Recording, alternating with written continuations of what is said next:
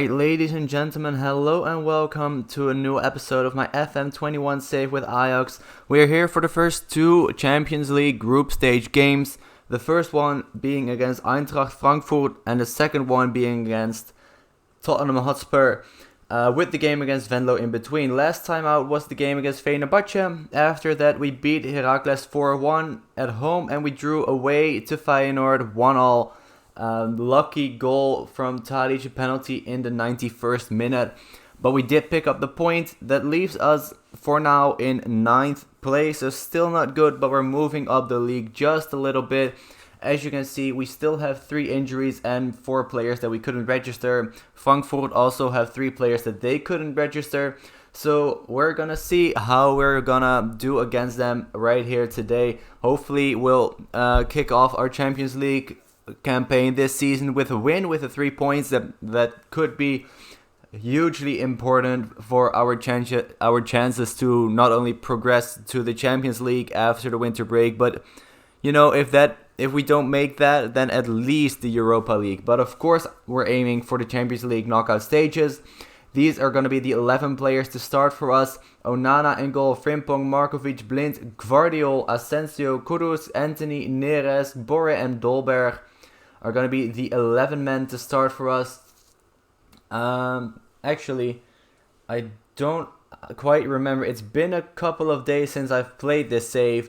So I don't quite remember if we've done any transfer business. Last time out we met was the 24th of August, so anything before that you would have seen. So, alright, yeah, so we loaned out Keon Fitzjim to Heerenveen, and we sold Lisandro Martinez to AZ for 15 million. I was contemplating selling him or not. I was really torn between the two choices. He would be good enough for us. But as you can see, in the first season he's played 24 games, after that only 18, and after that only 9. So even though he could be a good player for us, he wasn't good enough apparently to start for us every single game. Not even close to that. So we sold him on for a good amount of money. And we have brought in this guy, Ander Ros, from Athletic Bilbao. If the game wants to load his player screen, please. There we go. 17-year-old Spanish center mid. He's coming to the club straight away. Didn't need to wait until he was 18. Already 2 under-21 caps for Spain, which is great. And well, he looks good all round, and he has amazing potential for the future. So not a really major transfer for now, but he is going to be very, very important to us in the future. I am sure of that. I saw in the comments somebody asking for some big transfer for this season. I'm not going to say we didn't have the money, but there were just no players that I thought were worth signing that could really improve our side straight away. So we've brought in some players that are good for the future, and we also are going to be relying on youth players that we already had at the club, such as Yuri Regeer, maybe some other players as well, who you may or may not have seen, and of course the players that are already at the club. And Gvardiol is a good signing as well, just like, was it Markovic, I believe. Can't find him right now, but I can remember us signing another center back. I have no idea where he is, but you know who I'm talking about. I'm not gonna spend minutes scrolling through all of our reserves, but yeah, this is gonna be the starting 11 for now. So why is this not there? Anyway, let's get straight into the team. Let's get straight into the match, of course. And hopefully, as I said, we'll start our Champions League campaign off in the right way. And we won't lose it. We won't draw it. We're playing at home against a team that is arguably a little bit worse than us. So we should be winning it, but on the other hand, we are in 9th in the league. So we're not in our best run of form, to say the least. We have been playing well in Europe against Copenhagen and Fenerbahce, and also a couple of wins in between there in the league, but still not very convincingly enough. So let's get straight into it, and hopefully we'll keep our mediocre run either going or we can better it into a good run, or an okay run at least, as AC Milan take the lead away from home against the Spurs after just 2 minutes played. It's still 0-0 at our game. The opposition do already have a couple of shots. We have one shot not on target yet. Here's the first highlight. Anthony with a free kick, and it's cleared, but Asensio picks it up. Can he do something with it? Asensio passed one opponent, but a good save by the goalkeeper. That is our first shot on target. It was a good chance. Maybe he should have done a little bit better there. Either scored it or squared it to Anthony, who was there to tap it in. But either way, a good attack. Positive start to the game. Kind of. I mean, we're not dominating at all, but it's not a bad start at least. So hopefully we can build on that for the rest of the game. And as I said, get the 3 points here. Because that is, of course, what is the most important thing to get, is those 3 points. So I am going to say I'm not happy with their performance, because I do think we should be leading against Frankfurt. But I'm not going to be too angry, because it is a Champions League game, and Champions League is always difficult. Reguilón is injured from Spurs, so they're probably going to miss him for the game against us, which could be good for us. On the other hand, we are missing 3 players as well, so don't really know how much of an impact their one player is going to make. But still, any player that cannot play against us is a good one, so that is definitely a positive point for that next match against Spurs. But before we get there, firstly, we need to get past Frankfurt, which at the moment we're not doing at all. Let's maybe make a substitution here and there. Let's get let's get Batista Meyer on for Neres, because he was not playing very well, and Kluivert as well for Anthony. Other than that, Boré, maybe take him off for Tadic, and keep it like that for the final 30 minutes. I mean, there's still a third of the match to play, but I do want us to win it. Dolberg with a chance, but a good save by Trapp, and it leads us to a corner kick. But it doesn't lead to anything, that corner kick in the end. Eintracht Frankfurt only picked up 1 yellow card as well, so not a lot of fouls in this match. Tadic, and there's the goal. Oh, it's offside. Tadic, one substitute with the cross to the other substitute, Oliver Batista Meyer, but it was offside and it's disallowed. And in the 64th minute, still 25 minutes to go. Looking a little bit better, but still, I would like us to get 1 goal. Tadic with a corner kick. Dolberg can just not reach it. Kudus to Markovic. Oh, there he was. I was looking for him in the reserves while he was playing. I'm probably have missed him completely then. Batista Meyer to Kudus. Switches the play to Kluivert. Back to Tadic. Kluivert again. Dolberg should be a goal, but an amazing save by Kevin Trapp. What a save that was. And only 15 minutes to go now, and it's still 0-0, so let's berate the players. I mean, again, not that they are playing badly, but we need to get the final ball right. We need to get it in the net and not straight at the goalkeeper. Tadic now maybe with his chance, but it's blocked. Tadic again, and we lose the ball. Now Frankfurt can counter. Andre Silva, who has been at that club for a long time, but luckily their counter doesn't lead to anything either.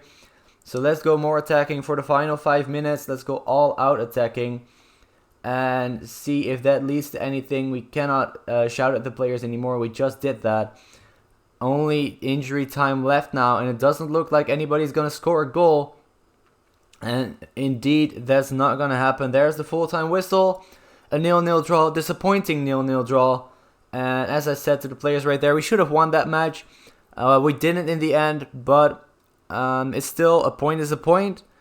So it's not a horrible disaster. That's the word I was looking for. It's not a disaster, but it's still, if we want to progress to the next round, we need to beat Eintracht Frankfurt, because that is arguably the least threatening team out of these 4 or 3 if you don't count us with it.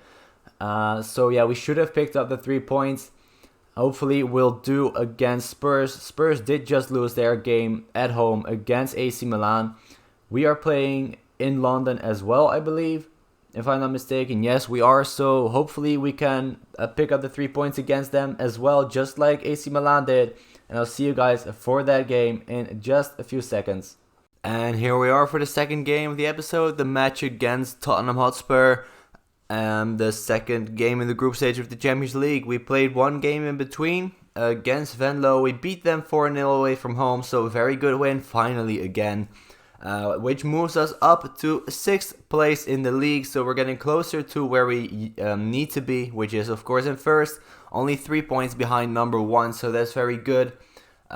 Gives us a good perspective of that first place and gives us a good chance of reaching that hopefully very soon, as well as we are playing AZ, the league leaders, after this Spurs game, and Vitesse very close as well.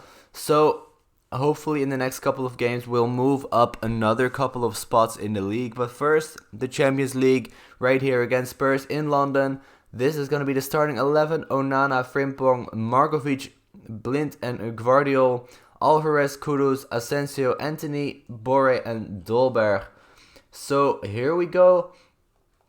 I am very excited again for this game. I'm pretty much excited for every Champions League game or Europa League game for that matter.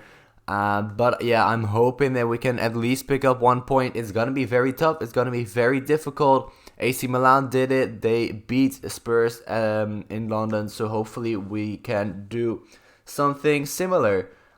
But who knows? They should have, in theory, a better squad than we do, I think. Let me see. Areola, Dyer, Doherty, Umtiti, Aurier, Ndombele, Skip, Ali. So yeah, they've got a lot of very good players.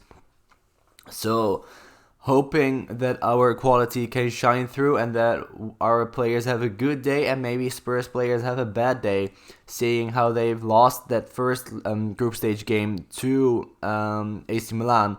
Maybe, as I said, we can do the same. And Ndombele gets a red card after just 10 minutes played.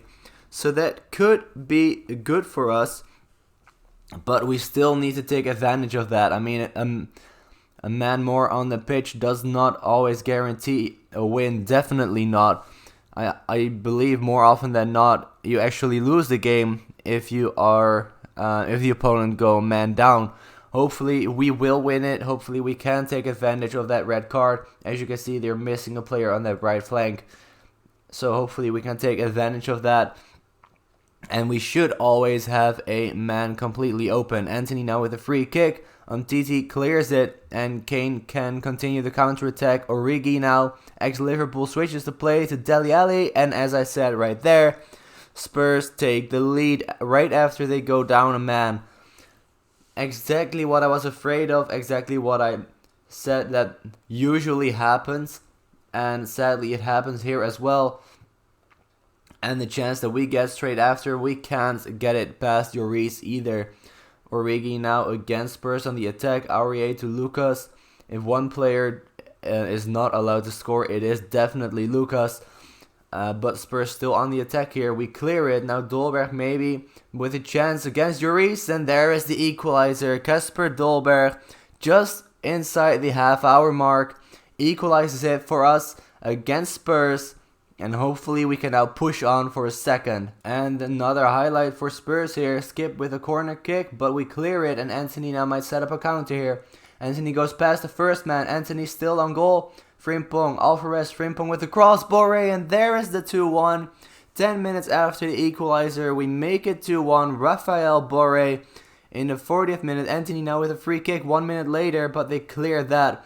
I was hoping that we could again push on for a third, and we do. Anthony 3-1 in the 41st minute, so 2 goals inside 1 minute.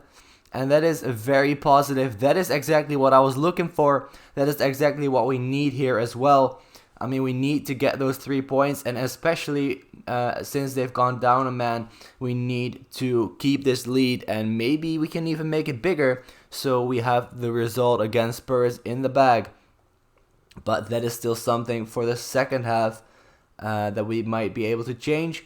Hopefully, at least we won't concede any more goals, but that's the most important thing, of course, that we do get the 3 points, but I would love to get a couple of more goals in there as well. Not only for the result between us and Spurs, but also for the goal difference. Both of those being pretty important when it comes to what position you're going to be in at the end of the group stage.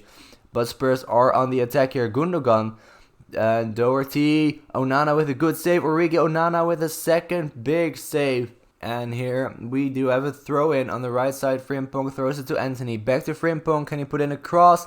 Sees Kudus on the edge of the box. And we don't get the ball in the goal. Gvardiol with a cross. Kudus again. Anthony now. A lot of space on both flanks. Anthony dribbles into it. Passes it to Gvardiol. Kudus gets it again. Switches the play. Alvarez and wide of the post. A good chance, and maybe we should have done more with that, but a lot of shots were being blocked and the ball just wouldn't go into the goal. Anthony now with a corner kick, maybe another chance for us if we don't let Spurs counter here. Aurier is on his own, so he shouldn't be able to, but he passes it to Skip and he hits the post. A very, very good chance, and we are very lucky there to not concede. So we're going to make a few substitutions to secure this lead, secure the win. And as I said at the beginning of the second half, hopefully maybe score a fourth one here. Alvarez, Kudus again on the edge of the box. Lays it off to Gvardiol, gets it back just over the crossbar, and still 3-1. But I'm not going to complain if it does end like this. I mean, a 3-1 win away from home against Spurs is amazing. I would definitely have signed for that if you told me this result before the game, and I am very happy with it if it stays like this. But Troy Parrott might try to change something about that. Harry Kane and Giovanni Lo Celso with the 3-2, so they are only down 1 goal now, and we cannot lose this lead. Definitely is not a possibility. That would be unacceptable if we were to not win this game. But it looks like it's going to go right to the final whistle. And there it is. And we've beaten Spurs at their own home ground 3-2. In the end, it was more tight than it should have been. But at the end of the day, it doesn't really matter. As you can see, we move up into first place because we've played a game more than Milan. But we move up into first place. And that's a very good result, and it might be very important at the end of this group stage, especially since we did not beat Eintracht Frankfurt, and we get 2.7 million euros as well, which is good for the finances. Not that we really need it, but it's always good to get more money and maybe get some more transfer budget during this season or at the start of next season to get some more players in. But that's going to be it for this season. Next episode is going to be the Eintracht Frankfurt and the Spurs game again. I'm going to skip the 2 Milan games. We should be beating them twice, even though they did beat Spurs. But I'm going to skip those 2 games nonetheless. Otherwise, it will be too cramped up and too many episodes in 2 months. So I'm going to do the final 2 games here against Frankfurt and Tottenham. And for now, I want to thank you guys for watching. If you enjoyed it, please leave a like and subscribe as well if you haven't already. And I'll see you guys next time. Bye bye.